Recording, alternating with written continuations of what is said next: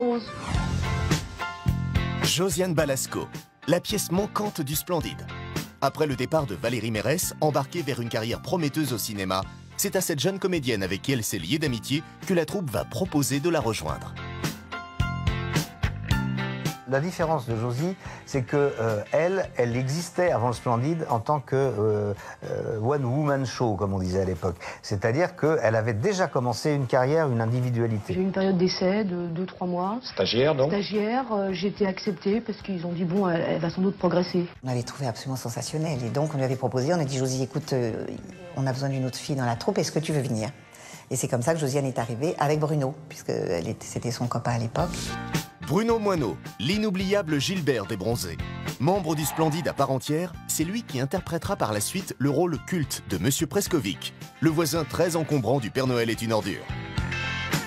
J'ai rencontré Josiane et c'est Josiane qui m'a fait rencontrer les gens du Splendide. Au départ, ils m'ont proposé de les aider à faire les travaux, c'était ça le deal. On avait tous à peu près le même âge, 24-25 ans, on s'est bien entendu et puis voilà, ça s'est fait comme ça.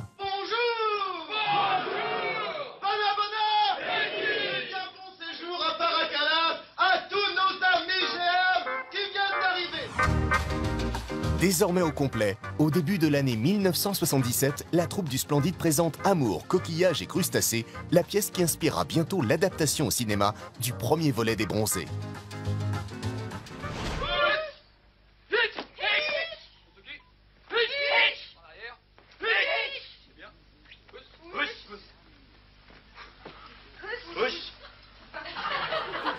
C'est la première pièce qui a vraiment bien marché, parce qu'on avait monté, rue des Lombards, une première pièce qui s'appelait Le Potter contre le pot de vin, qui avait marché très moyennement, et quand on a démarré Amour, coquillage et crustacés, là, c'est parti. Caricaturant les touristes et les animateurs des clubs de vacances, chaque soir, les membres du Splendide font mouche dans les rôles principaux.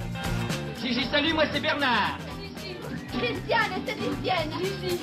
À leur côté, une galerie de personnages secondaires tout aussi loufoques, interprétés au fil des représentations par des comédiennes comme Dominique Lavanant ou Claire Nadeau.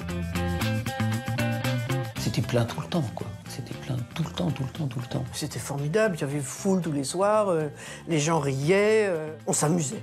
Ça s'appelait jouer et on jouait. Non, j'irais bien avec vous, mais enfin il faut que je retrouve ma valise quand même alors. On a qu'à venir, on va passer par le port, j'en ai vu une qui flottait.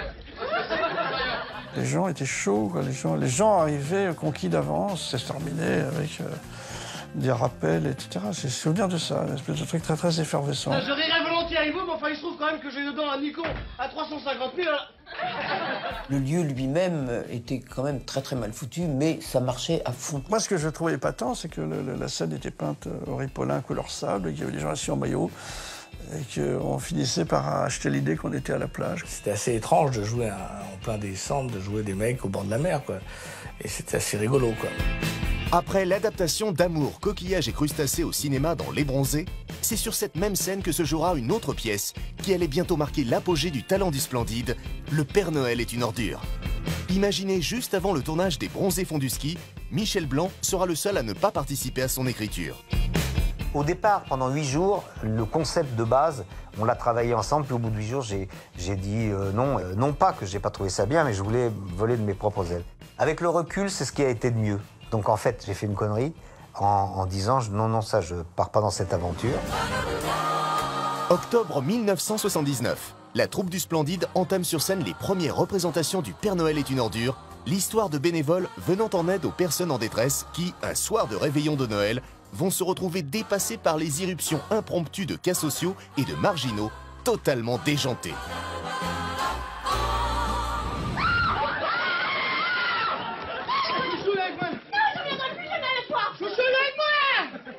Ça suffit! Vous êtes un garçon charmant, certainement plein de qualités! Bon alors c'est grotesque, lâchez ce jouet! Et alors méfiez-vous, ça n'est pas un jouet!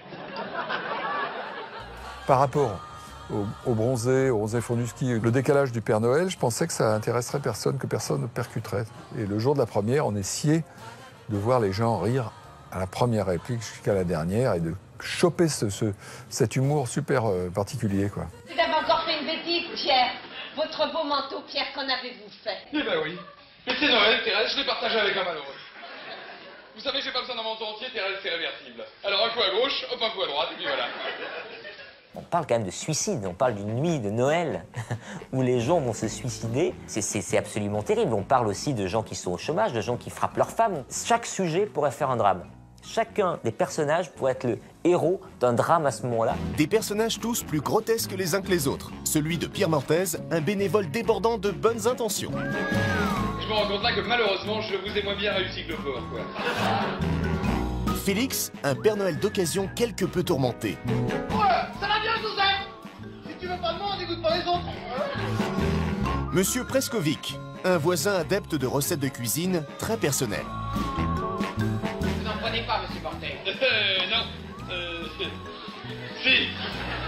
Ou encore Katia, un travesti esselé et sans gêne. Qu'est-ce que c'est que ça, Zizette épouse X? Zizette épouse X.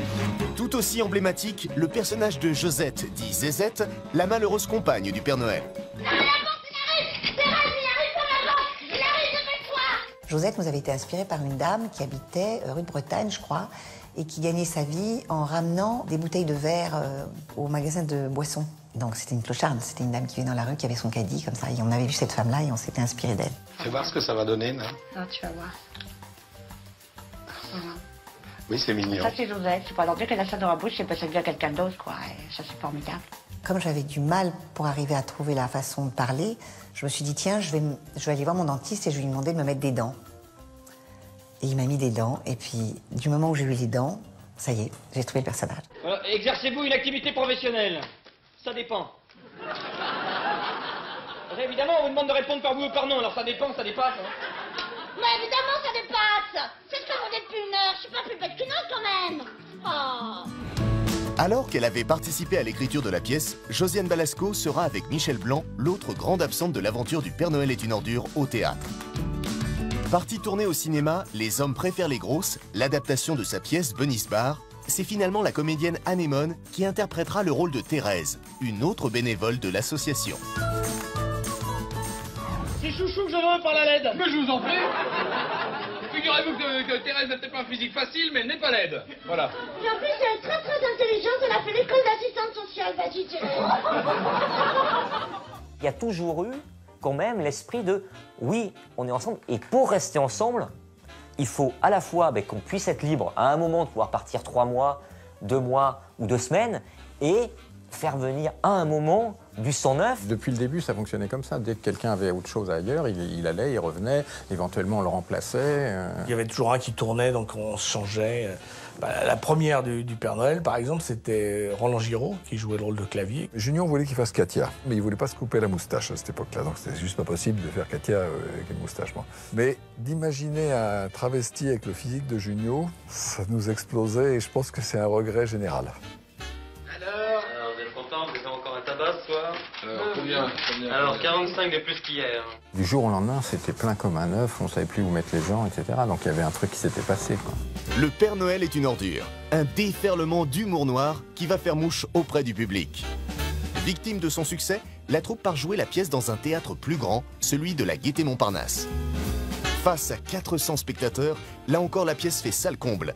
Un triomphe qui va une nouvelle fois inspirer le producteur des Bronzés, Yves Rousset-Rouard. Ça avait un succès absolument incroyable. Et là, je me suis dit, il faut absolument faire le film. Et je leur ai dit, bon, je crois qu'il va falloir se lancer dans cette production.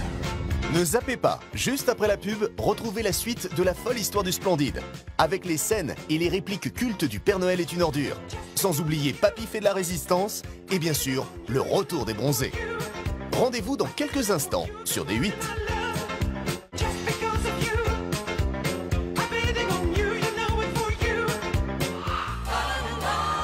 Après une tournée à travers toute la France, en 1982, la troupe du Splendide se lance dans l'adaptation du Père Noël est une ordure au cinéma. Pour son 3e film, la bande s'entoure cette fois-ci d'un nouveau réalisateur, Jean-Marie Poiret. Encore inconnu du grand public, c'est avec lui que Christian Clavier réalisera par la suite une grande partie de ses plus grands succès au cinéma, comme Les Visiteurs. Je tiens à vous dire, je n'ai rien à voir en tout ça. Moi, je suis uniquement une personne dépressive de passage. Je suis à bout du rouleau de dire je vais m'en aller. Ta gueule, Miss Monde, tu vois, je pas sur rester là. Oui, mais là, c'est un film. Enfin, c'est le Père Noël est une ordure, le film. C'est beaucoup plus spectaculaire. On a fait exploser complètement l'anecdote parce qu'évidemment, le théâtre, c'est un petit peu limité. C'est un fond, là, c'est un appartement gigantesque. Je crois que personne ne pourra reconnaître la pièce, si ce n'est l'esprit et la drôlerie de la pièce. Joyeux Noël, Pierre. Ah, c'est pour moi? Oh, écoutez, Thérèse, merci beaucoup. Il fallait pas, vraiment. Ah non, voilà. Oh, écoutez. J'espère que ça vous plaira, c'est dur avec vous, vous avez tout. Oh non, écoutez, Thérèse, rien que d'avoir pensé que c'était Noël, c'est déjà formidable. C'est le film, je pense, qui a apporté le succès au Père Noël est une ordure. Parce que la pièce de théâtre, c'était resté un peu quelque chose de plus fermé. Mais le film a fait exploser le grand public. Donc d'un seul coup, tout le monde s'est emparé de ça et de ses répliques. Ça n'arrête pas, la serpillère, le gilet, voilà. Oh, une serpillère. Non, voilà, c'est un gilet. Ah oui, il y a des trous pour mettre les bras, oui. Oh. Ah. Oh, une serpillière, c'est formidable, Thérèse. Je suis ravi, écoutez. Non, Pierre, c'est un gilet. Ah oui? Ah ben bien sûr. Ah ben alors, bien sûr, c'est un gilet. Il y a des trous plus grands pour les bras. Alors, je suis ravi, Thérèse. Je suis ravi. Dans le Père Noël, c'est la densité de bêtises qu'il y a. Il n'y a pas une réplique normale. Tout est décalé dans la manière de le dire, dans la situation. C'est une chose qui n'est pas commune et que vous ne verrez pas chez tout le monde, hein. Ah mais j'espère bien, Thérèse, j'espère bien. Écoutez, si vous saviez ce que ça tombe bien, je me disais encore hier soir qu'il manquait quelque chose pour descendre les poubelles. Je suis ravi, Thérèse. Il y avait tellement de choses drôles, une telle quantité, aussi bien dans le dialogue que dans le jeu, que dans le décor, que dans les détails. Il y a toujours beaucoup de choses à choper, à regarder, à remarquer. C'est cela, oui. C'est cela, moi je l'avais inspiré d'un agent de l'époque qui disait c'est cela. Je tourne demain ou c'est cela, oui. Alors, ça laisse perplexe. C'est cela, oui. Alors qu'elle n'avait pas de personnage attitré dans la pièce, pour le film, Josiane Balasco s'est vue créer un rôle sur mesure. Celui de Madame Musquin, une bénévole de l'association embarquée malgré elle dans la folie de cette nuit de Noël pas comme les autres.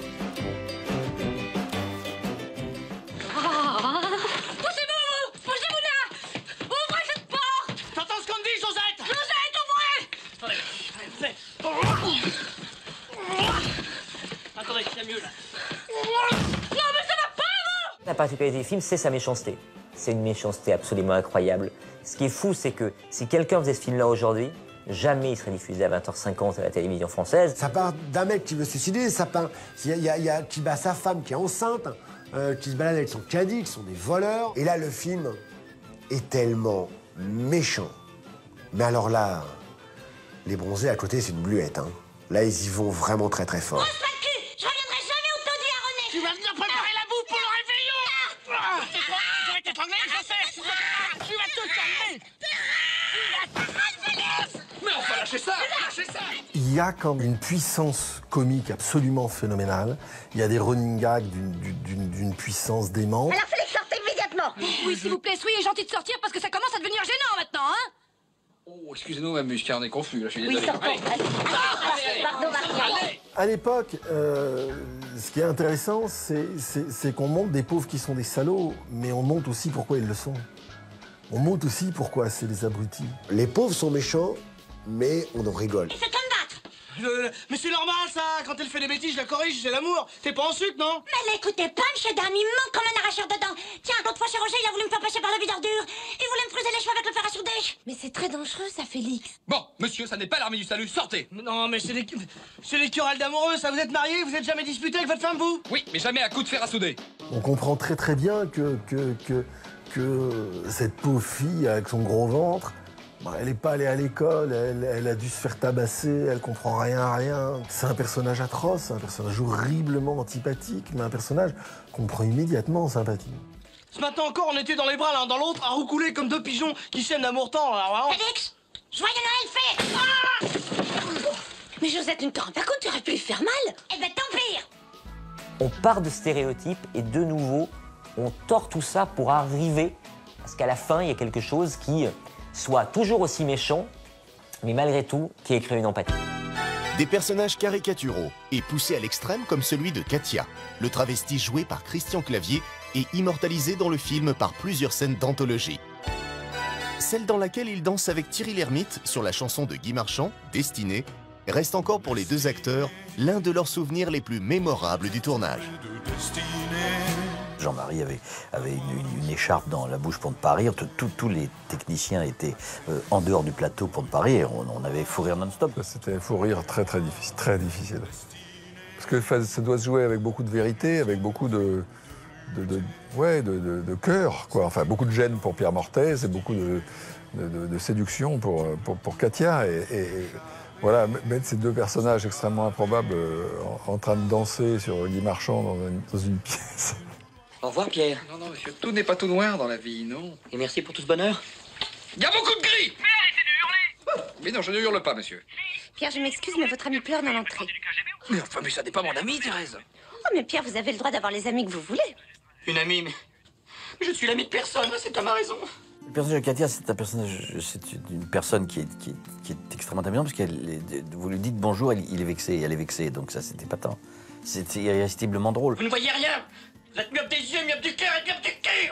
Le personnage que joue Clavier est absolument grotesque, est absolument ridicule, est absolument outré, totalement délirant, totalement comédia dell'arte, mais totalement humain. Parce que c'est toujours pareil, hein, ça, quand on n'est pas une grande connasse à mai 75, avec des seins comme des obus, alors on n'est rien, on n'est que moche. Bah oui, bah moi j'ai des poils qui me poussent sous le maquillage et je suis un pot à tabac, mais je réclame le droit de vivre, voilà. Merde. Ah bah elle est pas jeunée celle-là, elle a foutu sa moumoute dans les huîtres. Moi, je trouve que c'est celui qui a le mieux vieilli. Il est encore complètement d'actualité et ça fonctionne bien. Il y a des gens qui n'étaient pas nés, même des gens qui ont 18, 19 ans aujourd'hui et qui connaissent toutes les répliques. C'est vraiment ce qu'ils ont fait de mieux en tant que groupe. Alors, resteront davantage les bronzés, peut-être, parce que ces films-là sont plus populaires, mais Le Père Noël est une ordure, pour moi, c'est un chef-d'œuvre. Sorti le 25 août 1982, avec près d'1 600 000 entrées, le film se classe seulement à la 22e place du box-office français de l'année. Une déception, en partie due à son aspect provocateur et aux difficultés rencontrées au moment de sa promotion. Les gens étaient quand même un petit peu sur leur garde. Le Père Noël, c'est quand même un personnage un peu sacré. Au point qu'un exploitant de salle avait, sur l'affiche du Père Noël est une ordure, qui était plutôt gentil, il avait rajouté au marqueur « pas le vrai ». À certains endroits, on refuse de donner le titre sur les affiches. Enfin, nous, on a eu des problèmes d'affichage. Les gens, d'un seul coup, ont cru qu'on attaquait l'autorité sacro-sainte du Père Noël, alors que bon, on dit simplement qu'un personnage dans un film qui fait un métier très stable, puisqu'il est Père Noël une fois par an, est une ordure dans la vie. Par rapport à tout ce que vous nous balancez à la télévision comme horreur, avec les zooms sur les cadavres, sur les gens qui pleurent, tout ça, notre film, c'est vraiment de la gnognotte, hein. C'est pour faire rire. Le trait est tellement forcé, si vous voulez, que les gens voient bien que c'est une caricature, que c'est pour rigoler. C'est pour ça que quand la RATP interdit Le Père Noël est une ordure, de l'affichage dans le métro, ils sont complètement dans les choux, quoi. Ils n'ont rien compris. Le film, en tous les cas, a vraiment éclaté avec la vidéo et surtout avec les passages à la télévision. Ça reste leur meilleur. Moi, franchement, de tous, les bronzés 2, enfin les bronzés font du ski, Le Père Noël est une ordure. C'est Le Père Noël est une ordure. Mais sans aucun doute. Considéré comme la dernière création officielle du Splendide, Le Père Noël est une ordure marquera surtout la fin d'une époque. Déjà amorcée par le retrait de Michel Blanc lors de l'écriture des Bronzés font du ski, la séparation de la troupe se fera alors progressivement, chacun de ses membres se consacrant à des projets plus personnels. Je pense que cette troupe a la chance de se séparer à un bon moment, c'est-à-dire qu'il n'y a pas eu le film de trop, il n'y a pas eu l'engueulade de trop. C'est une troupe qui a toujours respecté les envies individuelles de chacun. On a passé près de 10 ans ensemble à écrire tous les jours, à se voir tous les jours, à jouer tous les jours. En plus, il y en avait plein qui avaient envie d'avoir des carrières, qui en avaient marre d'écrire en groupe, qui voulaient écrire tout seul. Josiane, elle voulait écrire toute seule. Michel voulait écrire tout seul. Du coup, on a dit qu'on allait écrire Clavier, Junio et moi. Et on n'a rien écrit. Le vrai problème, c'est l'écriture. C'est que si on a arrêté de travailler ensemble, c'est qu'on avait marre d'écrire ensemble, parce que c'est très lourd de trouver des projets où les rôles sont à peu près équivalents, et ça, c'est très compliqué. Avant, on avait tous à peu près le même goût. C'est pour ça que ça marchait bien, pour les écritures, pour tout ça. Et puis il y a eu un moment où chacun est parti petit à petit, est devenu lui-même. Et alors là, ça rend les écritures plus complexes. Ces films très personnels, en fait, de ce groupe n'ont été possibles que dans cette écriture collective. À partir du moment où il y a eu l'émancipation, cette écriture-là s'est arrêtée, donc les films en commun se sont arrêtés, puis chacun est parti vers sa carrière. En même temps, c'était très douloureux de se l'avouer parce qu'on savait qu'ensemble, on fonctionnait très très bien et qu'il y avait une profonde amitié, puisque on se voit toujours, on est toujours liés, il n'y a pas eu de clash définitif ou de rupture, malgré tout le temps qui est passé. Une amitié indéfectible, dont le dernier théâtre qu'il venait alors d'acheter deviendra le symbole. Un an avant sa séparation, la troupe s'est installée rue du Faubourg Saint-Martin, en plein cœur du 10e arrondissement de Paris. Dirigée depuis par Bruno Moineau, cette troisième et ultime salle est aujourd'hui l'une des plus mythiques de la capitale.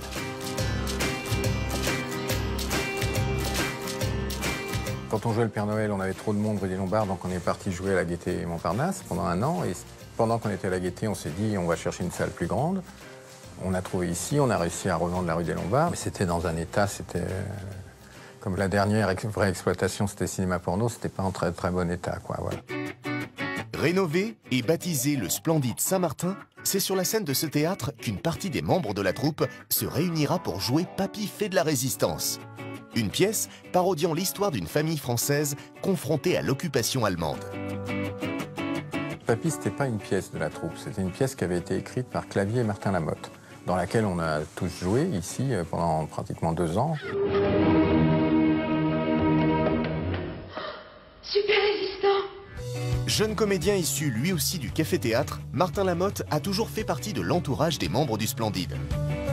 Après des rôles secondaires à leur côté dans des films comme Les Bronzés et Le Père Noël est une ordure, c'est grâce à l'adaptation de Papy fait de la résistance au cinéma qu'il connaîtra comme le reste de la troupe l'un de ses plus gros succès. C'est Christian Fechner qui est venu chercher Martin et Christian en leur disant « je veux faire un film avec la pièce ». Et donc c'est eux qui ont monté le film avec Fechner. Christian Fechner, c'était à l'époque, on l'appelait le producteur au doigt d'or. Hein. Tous les trucs qu'il produit à chaque fois, c'est du carton. Donc quand il produit Papy fait de la résistance, je vais autant vous dire que là on est en 83, je crois. Ouais, c'est ça. Et là, c'est la grosse machine. Au début de l'année 1983, Christian Clavier embarque avec lui une partie de la troupe du Splendide sur le tournage de Papy fait de la résistance. Une super production de 5 millions d'euros qui, à l'époque de sa sortie en salle, inspira même le slogan suivant, le film qui a coûté plus cher que le débarquement. Parodiant ouvertement les films sur l'occupation allemande, cette grande fresque historique sera l'occasion d'une rencontre inattendue entre 2 générations d'acteurs. Alors, Ausweis, papier, s'il vous plaît. Autant! Mais que se passe-t-il? Vraiment, je ne Pas la comprends peine de prendre vos grands airs. J'ai dit Ausweis! Tiens, pendant que vous y êtes, rajoutez-moi les tickets de pain. Vous les laissez tomber doucement par terre, allez, hop! Servez-vous, ils sont là sur la table. C'est la rencontre de, on va dire, la vieille garde et la jeune garde, quoi. Les nouveaux, quoi. Voilà, c'est un mélange des deux. Incarné par d'anciens membres du Splendide et des comédiens comme Dominique Lavanant, Jacques Villeray et Roland Giraud, la nouvelle génération donne la réplique à Michel Galabru et Jacqueline Maillan, 2 grandes vedettes des comédies de l'époque. D'un seul coup, c'est comme si, les aïeux de théâtre et de cinéma venaient rejoindre la jeune troupe et les adouber en quelque sorte. Alors on n'hospite plus les concierges, il est monté en grade, le Ramirez, hein? Ça fait 2 ans que j'attends ce moment, vous allez comprendre votre douleur. Mais il y a une légère erreur. Nous avons toujours reconnu vos grands mérites, amis. Cette rencontre détonnante avec leurs illustres aînés, Gérard Jugnot ne manquera pas de l'évoquer quelques années plus tard avec son fils Arthur. C'était très bizarre pour lui puisqu'il giflait Jacqueline Maillan avec un bouquet de fleurs. Monsieur Ramirez, c'est fini! Il n'y a plus de Rami, il n'y a plus de Rami! Il m'avait dit que c'était un moment très compliqué. Il fait bonjour, Mme Maillan. Je crois que c'était quand même pour lui. Il l'a fait avec beaucoup de plaisir, il raconte ça après, mais c'est faux. Je pense qu'il l'a torturée d'une manière ignoble, avec un immense... Non, je plaisante, non, bien sûr, on prenait soin d'elle, c'est normal. Il avait les chocottes avant de faire la scène, et puis il s'excusait 15 fois. La petite morveuse a commencé à nous raconter une histoire bien intéressante. Ça devrait nous a lâché au meilleur moment. Mais qu'est-ce que ça veut dire? Et on voudrait bien savoir la fin. Ce que je veux dire, vieux crouton? Lâchez ma mère! T'as gagné, toi, la pute! C'est toi que je vais me faire un plaisir d'interroger. Tu pars tout de suite ou je te fais couler en bain? La rencontre avec Maillan, avec Carmé, avec Galabru, avec tous ces individus-là, a été formidable. Ils avaient un humour qu'on comprenait. Moi, j'adorais leur humour. Et eux comprenaient le nôtre. On faisait partie d'une même famille d'humour. Mais qu'est-ce qui se passe? On torture ici? Ta gueule, main sur la tête, le pédé, balance ton nom! Je pense. Général, je pense. Excusez-moi, général, je vous avais pris pour un autre. Mais qui êtes-vous? Adolfo Ramirez, Gestapo. Écoutez, mon général, j'ai du mal à comprendre. Vous connaissez pas? Il nous a dit qu'il agissait sur votre ordre. Tu as dit ça, crapaud? Mais mon général, il manque comme il respire. Mais je mens. Mais on est tous témoins ici. Mais absolument, nous l'avons tous entendu. Interprété finalement par Jacques Villeray, au départ, le rôle du maréchal allemand avait même été proposé à Louis de Funès. Mais au début de l'année 1983, l'acteur décède des suites d'un infarctus. Le film lui sera finalement dédié. Il venait de tourner avec Fechner un certain nombre de films, on l'avait rencontré, il avait accepté. Et puis malheureusement, les choses ont été différentes. Et ça aurait été assez beau de voir De Funès jouer. Malheureusement, il est mort avant. À peine un an après le tournage du Père Noël est une ordure, l'équipe du film retrouve Jean-Marie Poiret à la réalisation. À l'exception de Marie-Anne Chazelle, alors enceinte de son premier enfant, tous les membres de la troupe du Splendide auront le droit à une apparition. C'était un clin d'œil, tout le monde était content de se retrouver. Junio, il l'avait joué sur scène. Non, c'était super. C'est un souvenir superbe, vraiment superbe. Au point de se demander le samedi et le dimanche, puisqu'on tournait dans la région parisienne, samedi et dimanche, qu'est-ce que tu fais? Qu'est-ce que tu fais? On voulait pas se quitter. Sortez de là, monsieur le terroriste! Je suis le seul responsable. Excusez-moi, Mamina. J'ai vraiment le pif pour tanicher les terroristes. Papy fait de la résistance, pour moi, c'est leur entrée dans une comédie plus classique. On peut le voir, en effet, comme un fils, un cousin, un petit cousin de la Grande Vadrouille.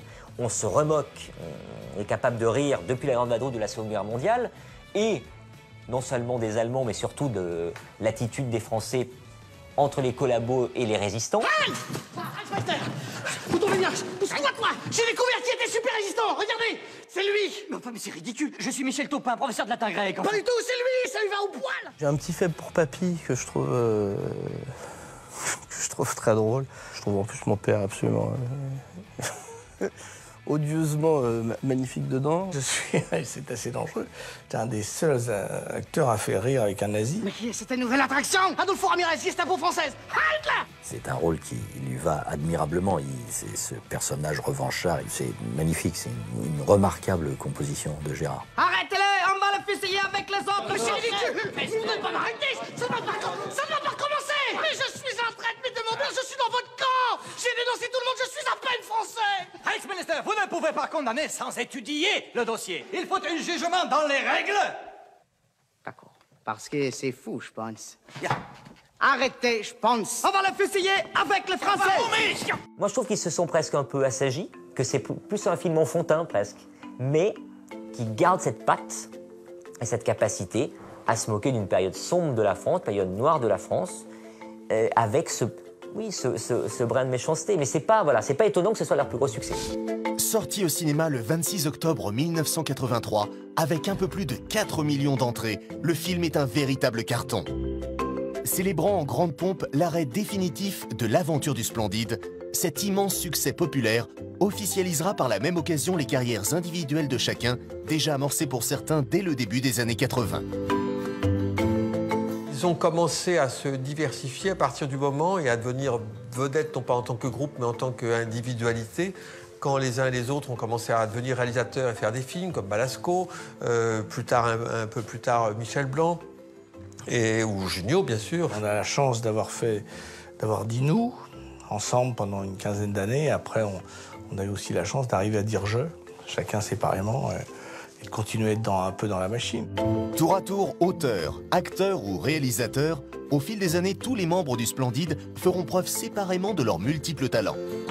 Devenus des vedettes incontournables du grand écran, ils participeront tous, chacun de leur côté, au plus grand succès du box-office français de ces 20 dernières années. Oui, il est là. Oui. Ouais, très sympathique. Il a une belle tête de vainqueur. Après le succès d'Un Indien dans la ville au début des années 90, en 1998, Thierry Lhermitte explose au cinéma avec Le Dîner de cons. Il serait pas un peu con, dis-moi. C'est pour ça que je l'ai invité. Dans le rôle de Pierre Brochant, un célèbre éditeur parisien, il fait face tant bien que mal à un Jacques Villeray au meilleur de sa forme, dans la peau d'un certain François Pignon. Il s'appelle Juste Leblanc. Ah bon, il n'a pas de prénom? Je viens de vous le dire, Juste Leblanc. Leblanc, c'est son nom, et c'est Juste son prénom. Monsieur Pignon, votre prénom à vous, c'est François, c'est juste? Oui. Eh bien, lui, c'est pareil, c'est juste. Bon, on a assez perdu de temps comme ça. Terminant deuxième du box-office français de l'année, avec plus de 9 millions de spectateurs, cette comédie culte demeure encore aujourd'hui pour Thierry Lhermitte le plus grand succès de sa carrière d'acteur solo. On a peur de la bête? Non, je trouve ça moche à regarder, c'est tout. Oui, mais je suis chez moi. Et chez moi, je me balade à poil. À la fois auteure, réalisatrice et actrice principale du film, 3 ans plus tôt, c'est Josiane Balasco qui explosait sur grand écran dans Gazon maudit, aux côtés de Victoria Abril et Alain Chabat. J'ai jamais pu saquer les Gwyn, c'est pas aujourd'hui que je vais commencer. Pauvre couille. Là, tu vas vraiment l'avoir, mon pauvre, dans la gueule. Eh ben vas-y, je t'attends. Tiens! Mais ça va pas du tout, plus autant.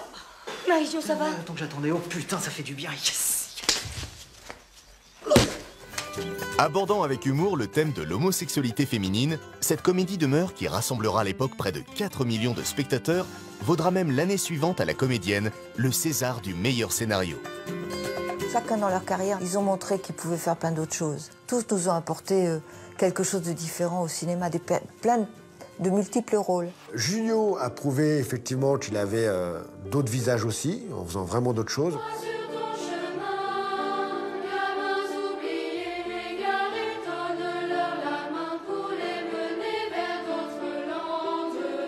En 2004, c'est avec son rôle de professeur initiant au chant les pensionnaires d'un internat pour mineurs que Gérard Jugnot connaîtra son plus gros succès populaire. Avec plus de 8 millions d'entrées, les choristes le propulsent à la première place du box-office français de l'année. Je trouve que Jugnot, avec Monsieur Batignolles, avec les choristes, finalement, celui qui représentait le français moyen dans les bronzés a toujours représenté le français. Voilà. C'est assez étonnant et ça aurait pu être un handicap. Et je trouve qu'il a fait de ce handicap une force. Un handicap auquel Michel Blanc se retrouvera lui aussi confronté au début de sa carrière solo, enfermé dans les rôles d'éternel loser depuis son interprétation du personnage de Jean-Claude Duss dans la série des Bronzés. D'une certaine manière, j'en garde un souvenir reconnaissant. Et d'un autre côté, c'était le sparadrap du capitaine Haddock, comme on dit, parce qu'après, il a fallu que je résiste beaucoup pour qu'on me laisse accéder à d'autres rôles. Récompensé au milieu des années 80 par le prix d'interprétation masculine au Festival de Cannes, c'est son rôle dans le film Tenue de soirée aux côtés de Gérard Depardieu qui permettra à Michel Blanc d'accéder par la suite à des rôles plus complexes. Après le succès de Grosse Fatigue, son deuxième film en tant que réalisateur, dans lequel il réunira même ses amis du Splendide le temps d'une scène, au début des années 2000, c'est son rôle d'agriculteur grincheux dans le film d'Isabelle Mergo, Je vous trouve très beau, qui lui vaudra là encore les éloges de la critique et un accueil chaleureux de la part du public. Qu'est-ce que c'est que ces trucs? Tu vas foutre le feu avec ces conneries. C'est joli comme ça. Plus joli, non mais regarde-moi cette chambre. Michel Blanc a eu une carrière exemplaire.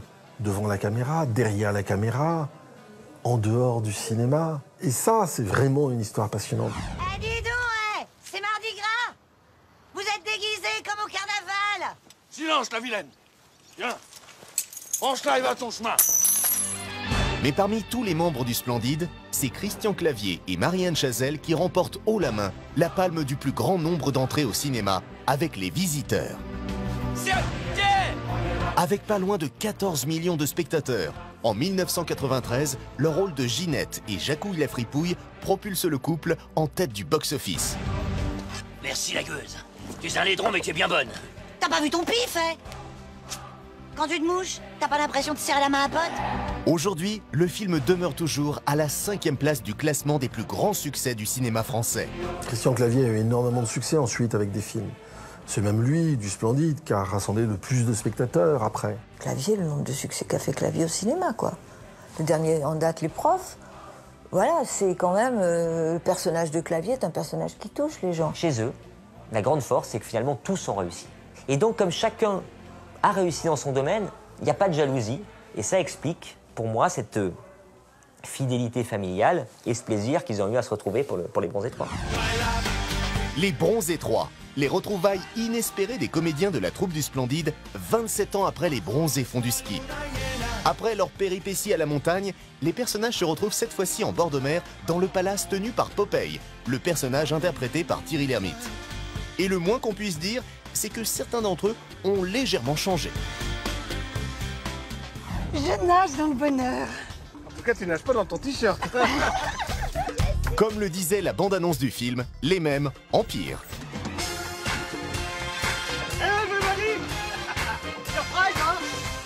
Pour que ça soit intéressant, il faut montrer une transformation et dans quel sens. Alors voilà, on a tous cherché dans quel sens ils ont évolué. Là, vous me reconnaissez quand même? Bien sûr qu'on te reconnaît. Qu'est-ce qu'il a sur la tête? C'est qui? Jean-Claude Duss. Voilà, moi je me suis dit, un chauve qui n'arrive pas à draguer et qui devient un coiffeur et qui vit avec la fille, l'ex de... Bon. Et moi j'ai adoré l'idée qu'elle se retrouve avec Jean-Claude Duss, qui lui-même aussi a changé totalement, est devenu quelqu'un d'autre. Il a conclu et on sentait qu'il avait quand même beaucoup plus conclu aux États-Unis qu'en France. Comme il dit, c'est la France qui lui porte malheur. J'ai développé un concept, j'ai appelé ça Jessie la mèche en souvenir de mes cheveux. C'est fou, hein, parce que là-bas je réussis tout, ici j'avais mer sur mer. On a réfléchi à comment on est au débris physique que nous étions devenus, donc il fallait bien qu'on change. Je plaisante, mais voilà, on a pensé à les faire évoluer, mais avec le même esprit entre eux. Voilà, c'est ça qui était plaisant. Bah, qu'est-ce qui se passe? Pourquoi s'arrête cette merde? Ah non, je veux pas passer la nuit là. On va pas me refaire le coup. Putain d'Europe, hein. Pendant plusieurs jours, les membres du Splendide se retrouvent comme s'ils ne s'étaient jamais quittés. Des retrouvailles placées sous le signe de la rigolade qui donneront lieu à des scènes de tournage d'anthologie, comme celle du dîner dans lequel ils se retrouvent tous ensemble. Signor Borin, votre fils est à la réception. Déjà? Mais je croyais qu'il arrivait que demain. Pourquoi il n'a pas prévenu? C'est une bonne surprise. S'il vous plaît, mettez-moi une double vodka. Bon. C'est pour fêter ça. C'est non, mon fils, mon vrai fils m'annonce qu'il est homosexuel. C'est une scène où on a pleuré de rire. Ça vous dérange pas qu'il déjeune avec nous? Non. Pas du tout.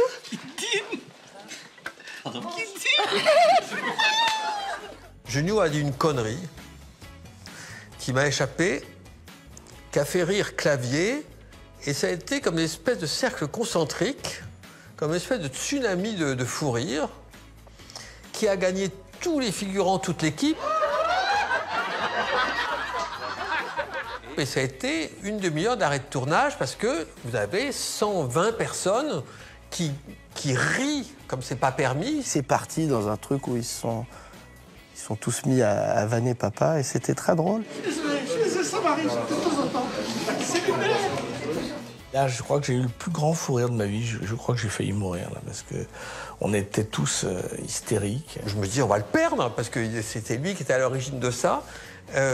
Moi, j'avais une barre là sur le plexus, j'arrivais plus à respirer, c'était douloureux et joyeux. Et j'en garde moi un souvenir où j'avais les chocottes très forts et après, heureusement qu'on avait le temps de le faire, quoi.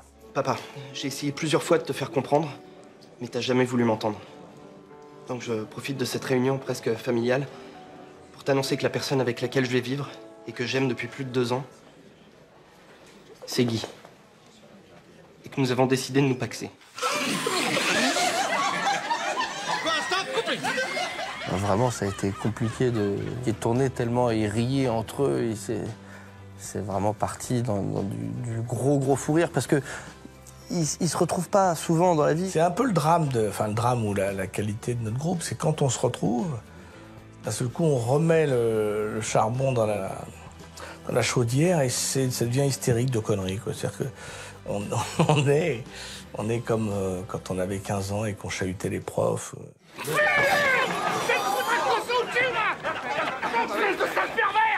Franchement, ce que je t'ai filé, la combinaison du craft. Ça va bien, mais lâchez-moi! Écoutez-moi bien tous les deux! Je vais vous dire une bonne chose! Moi vivant! Ah merde, il a fait une syncope. J'étais sûr qu'il réagirait comme un con. Le retour des bronzés, un événement que le public ne manquera pas de célébrer comme il se doit. Sorti en salle au début de l'année 2006, avec plus de 10 millions de spectateurs, le film explose tous les records du box-office français de l'année. Je sais qu'il y a beaucoup de gens qui ont des réserves sur le film. Moi, je trouve que le film a plein de qualités. Bon, je pense qu'il faudrait voir ça dans 20 ans, hein, parce qu'on ne peut pas être à la hauteur du fantasme. Les gens attendaient tellement, ils avaient tous écrit leur film. L'attente était gigantesque du public. Bon, la critique a été à peu près comme d'hab, c'est-à-dire que le premier bronzé, c'était ni fait ni à faire, et le troisième bronzé, c'est où est le temps du premier bronzé. Si vous voulez, ça a toujours été comme ça. Il y a toujours un petit moment de retard, mais bon, ça, c'est pas grave, parce qu'on n'a jamais attendu ni compté là-dessus. Je pense que les gens, plus ils le verront, plus ils découvriront des trucs derrière et une certaine folie. C'est un film assez libre, alors qu'il n'y a plus décontenancé, mais moi que j'aime bien. Retournés depuis à leur carrière respective, les membres de la troupe la plus célèbre de France n'en ont pas perdu l'envie de tourner ensemble pour autant. Se partageant à l'occasion la vedette sur les films des uns et des autres, ou sur des projets communs, certains n'excluent pas non plus l'idée de se réunir à l'avenir sur une nouvelle création du Splendide. Je crois que ça vaut le coup d'en faire un autre encore, parce qu'il y a quelque chose encore à dire. Je suis sûr qu'on peut se retrouver tous sur un film demain qui ne sera pas un bronzé, mais dans lequel on aura tous envie, parce qu'il y a un tel plaisir de jeu entre nous que c'est extraordinaire de se retrouver à tourner ensemble. Moi, je serais tout à fait disposée à retravailler ensemble et je pense que ça se passerait encore de mieux en mieux, parce que comme on prend tous de la bouteille et que la vie passe, je crois qu'on est plus sensibilisés maintenant à la rareté et au prix de ce qu'on a eu la chance de vivre. Pour refaire un film ensemble, on n'a ni obligation ni interdiction. Et moi, j'espère qu'on en refera un ensemble. Donc, pas une suite nécessairement, mais un autre film, j'espère. Ouais. Une bonne nouvelle pour tous les fans du Splendide. En espérant juste que cette fois-ci, Gérard Jugnot et sa bande ne mettront pas autant de temps à faire leur retour. Car derrière eux, c'est tout le public français qui se prête à rêver de les voir à nouveau ensemble, la tête pleine de souvenirs liés à jamais à leur film. Joyeux Noël, fait ah. Mais Josette, une corde à coup, tu aurais pu lui faire mal. Eh ben, tant pire. La troupe du Splendide, c'est quelque chose qui se transmet de génération en génération, que les parents font découvrir à leurs enfants, et que les parents ont toujours le même plaisir à revoir. Donc, c'est pour ça qu'ils sont toujours présents. C'est tout un tas d'images qui restent dans nos têtes. Et les répliques, les jeunes les connaissent par cœur. Moi, je les oublie pour la plupart. Mais je vois ma fille et ses amis fonctionnent absolument avec toutes les répliques du Splendide. Hein. Une serpillière, c'est formidable, Thérèse. Je suis ravi, écoutez. Le lien entre le public et la troupe du Splendide, il est simple. C'est un lien créé par la télé aussi. Dans l'année, il faut compter le nombre de rediffusions et des bronzés. Les bronzés font du ski, le Père Noël est une ordure, en pièces, en film. On a l'impression qu'ils sont tout le temps là. C'est comme le lien que le public entretient avec De Funès, c'est-à-dire qu'on a l'impression que ça se transmet de père en fils. Ça survivra comme les films de Chaplin, comme tous ces films, comme tous ces trucs-là, quoi. C'est immortel, c'est immortel. Tu es obligé de passer la nuit avec cette femme charmante au sanitaire. Je précise que je peux être charmante ailleurs qu'au sanitaire. Ils ont imposé leur humour, ils ont imposé leur spectacle, leur film, et donc ils ont réussi à créer quelque chose avec le public grâce à ça. J'ai une grande fierté de tout ce qu'on a fait ensemble et le bonheur de savoir que c'est pas mort, quoi, parce que les films continuent à exister, à être diffusés. Et ça, c'est une grande fierté qu'on a par rapport à tous les films de l'époque qui avaient eu beaucoup plus de succès que les nôtres, qui sont un petit peu oubliés. Ça va aller tout seul. Oui. Mais t'es folle, j'ai rien dit. Mais tu m'as dit de taper. Nous sommes toujours amis. La vie nous a éloignés, mais ne nous a pas séparés. C'est ça le rêve pour les gens. Il n'y a pas longtemps, j'ai joué avec Christian à Londres. Donc on s'est retrouvés tous les deux à discutailler. Et je me disais, mais c'est dingue, on s'est rencontrés à 16 ans. On se raccompagnait l'un l'autre chez soi en sortant du lycée. On se retrouvait pareil dans les rues de Londres 40 ans plus tard. C'était marrant, quoi, voilà. Ni la réussite, ni les échecs, ni l'argent, ni la vie ne nous a séparés. Ça débouche la chiotte, ça. C'est pas une boisson pour mauviette. Grâce à ce groupe, on a réussi à passer plein d'épreuves qu'on n'aurait pas passé seul. On est restés très soudés, très proches, un peu une forme de famille, quoi. On est un peu comme des frères et sœurs, quoi, voilà. Ah, je pense qu'ils ont un peu la même sensation que moi. qui reste un truc très fort. Mais comme tout le monde le... Intuitivement, on s'en parle pas, on se dit pas c'est vachement bien, mais on sait bien qu'on le pense tous. Le Splendide, c'est pour les gens, c'est des films, c'est des pièces. Pour nous, c'est une aventure humaine et amicale. C'est dans un petit coin de notre tête qu'ils sont là. Moi, je sais dans un coin de mon cœur qu'ils sont là. À l'amitié. À l'amitié. À l'amitié. À l'amitié.